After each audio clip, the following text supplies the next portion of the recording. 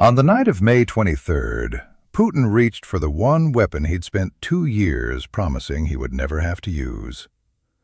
The Oreshnik, a hypersonic ballistic missile, nuclear capable. Russia's own president once described it as falling like a meteorite and said no air defense on Earth could stop it.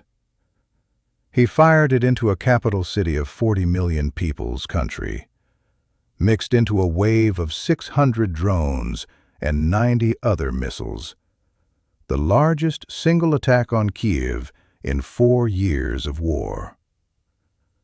Now here's what every headline missed. 90 minutes later, deep inside Russia, in 5 regions simultaneously, Ukraine answered. Not with a press release, not with condemnation, with drones nosing 600 kilometers into Russian airspace toward a pipeline valve feeding Moscow's airports. One side spent its rarest, most symbolically loaded weapon to make a statement. The other side spent cheap drones to drain the enemy's tank. Literally, the fuel tank. In the next 24 minutes, I'm going to show you exactly what the Oreshnik actually is versus what Russia needs you to think it is. Why Ukraine's response was far more dangerous to Moscow than any counterstrike, and what 2 clocks are now running that will determine how this war ends, and neither of them is visible from the front line. Stay with me, because the story under the story is the one that decides everything. Before we talk about the missile, understand the math, because the math is the doctrine, and the doctrine is the whole game. 600 drones, 90 missiles, Iskanders, Kinzhals, Zircons, and the Oreshnik. Ukraine's Air Force said the overwhelming majority was intercepted. You should believe that. The interception numbers in this war have become genuinely formidable. But think about what overwhelming majority actually means when the incoming total is closer to 700 objects. Even a leak rate of 5% is 35 weapons reaching the ground, and they did. Apartment blocks, a school where people were sheltering, supermarkets, a 5-story residential building on fire, the windows of Ukraine's cabinet of ministers blown out by a nearby blast. Largest attack ever on Kyiv. Not the deadliest. That distinction matters and we'll come back to it. But the most spread out, the most saturating. That's not an accident. That's a doctrine.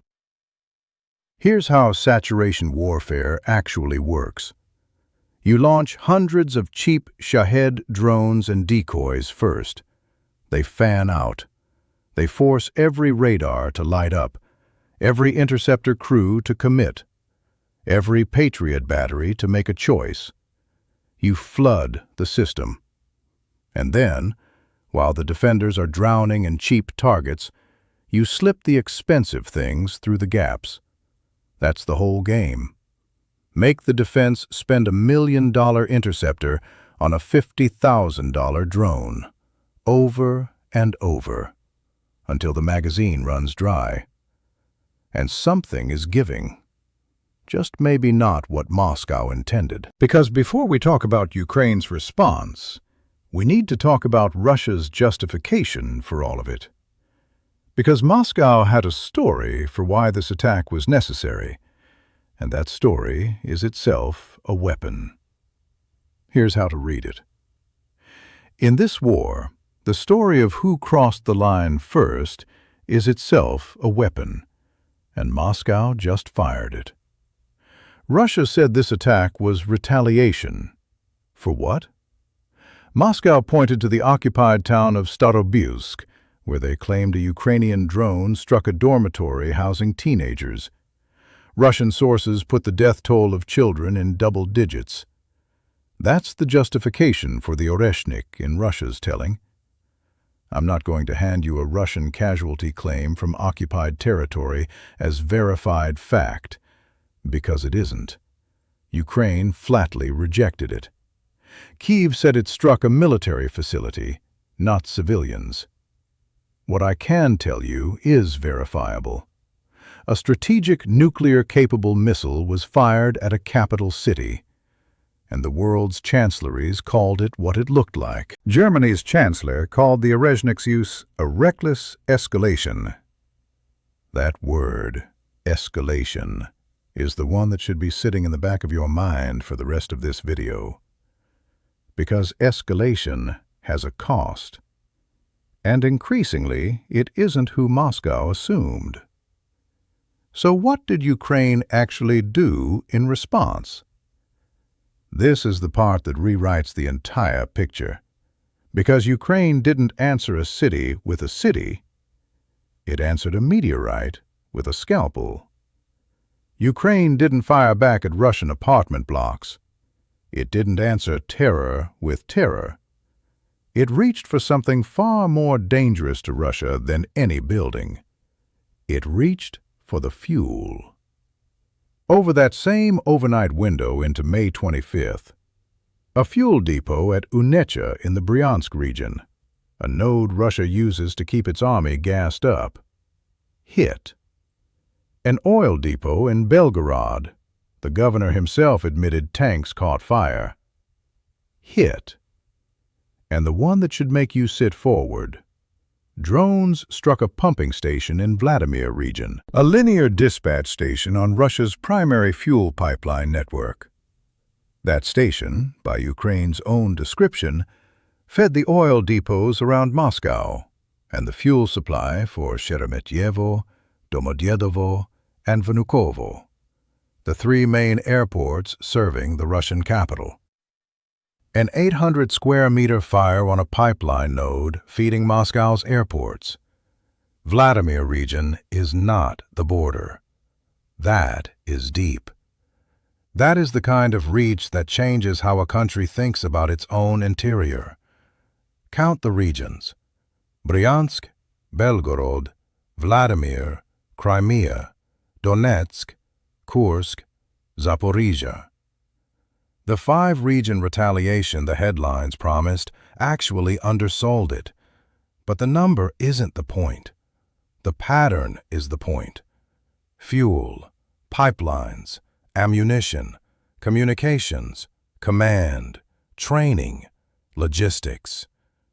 Ukraine answered a strategic terror weapon not with terror, but with a methodical hit list aimed at the machinery that lets the war happen at all. There's a name for this, and it's worth saying plainly.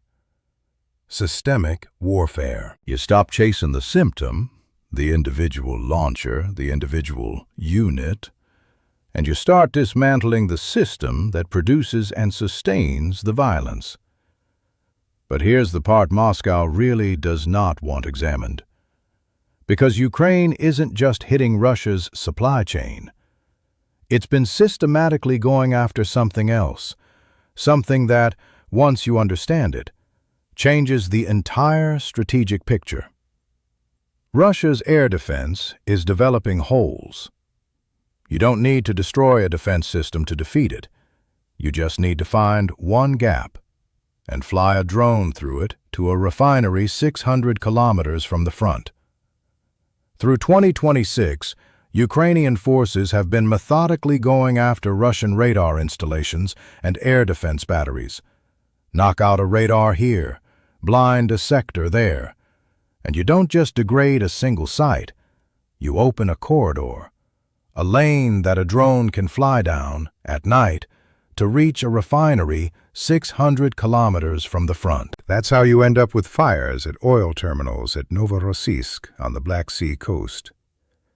That's how a chemical plant in Perm Krai, deep in the Urals, ends up as a confirmed target. The deeper the strikes go, the more it tells you the shield has gaps, and the gaps are not closing fast enough for Moscow's comfort. Stop for a second. I want to make sure you feel both halves of what I'm about to tell you at the same time, because most coverage only gives you one. The loudest weapon in this exchange was the least decisive one. The Oreshnik got the cameras, the Chancellor's condemnation, the screaming chyrons. But it changed nothing about Ukraine's capacity to fight the next day. Meanwhile, the quiet weapons, cheap drones nosing into Russian airspace toward a pipeline valve, HIMARS rockets finding a training ground in Kursk, those are the ones rewriting the actual balance.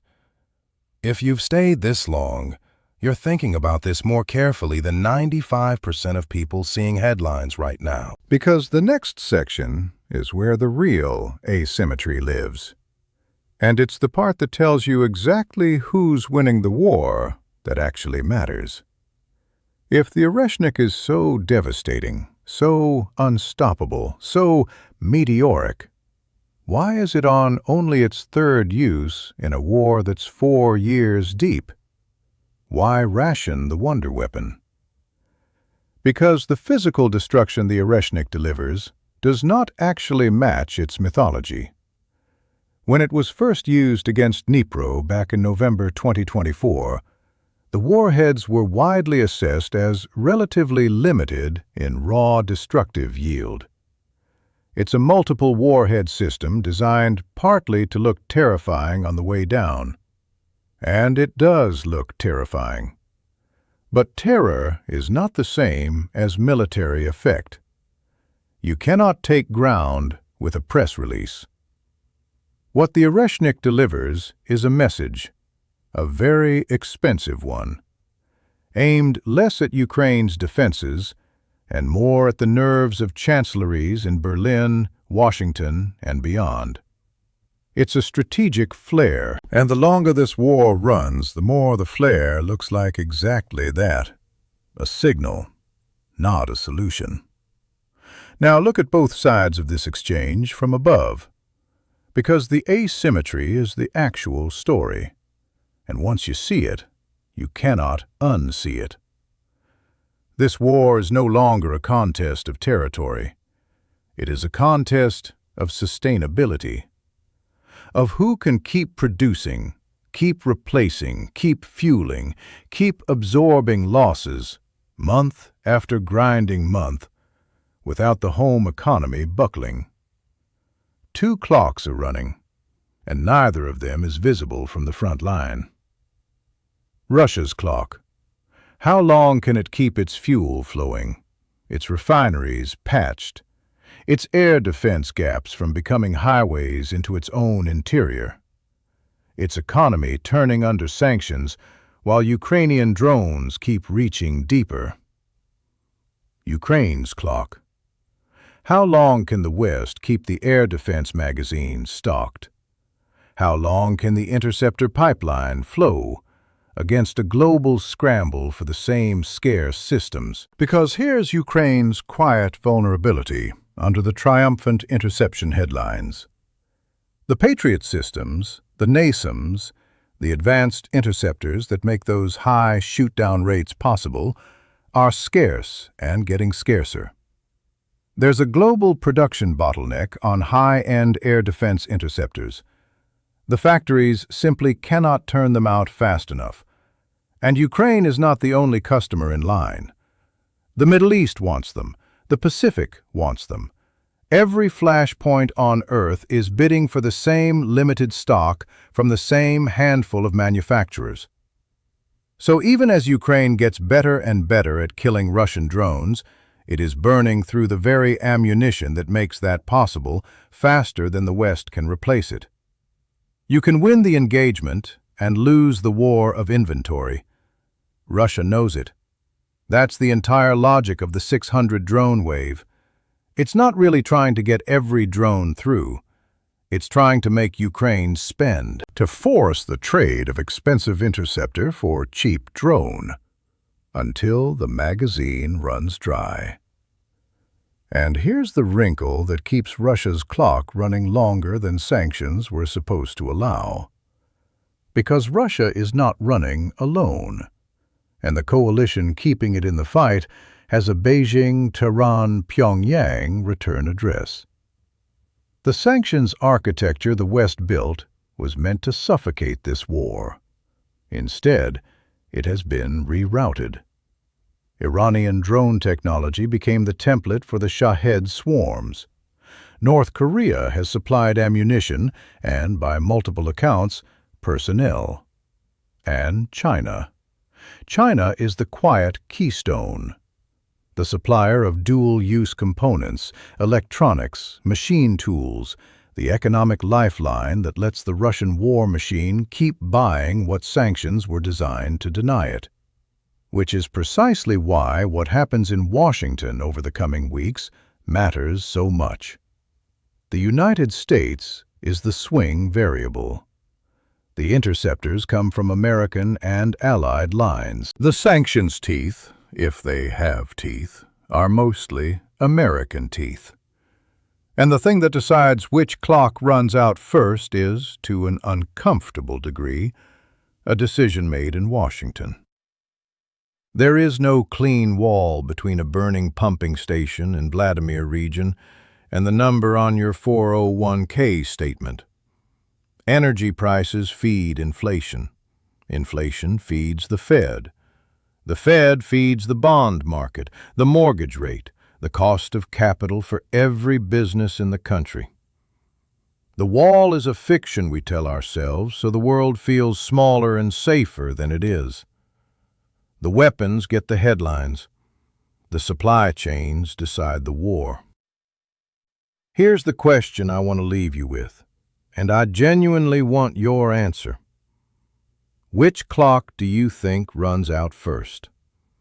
Russia's refinery clock or the West's Interceptor magazine? Drop it in the comments. Tell me your reasoning. Because the range of serious thinking on this is wide, and yours matters. Here's what's coming next. This video was about the exchange, what was fired and what came back.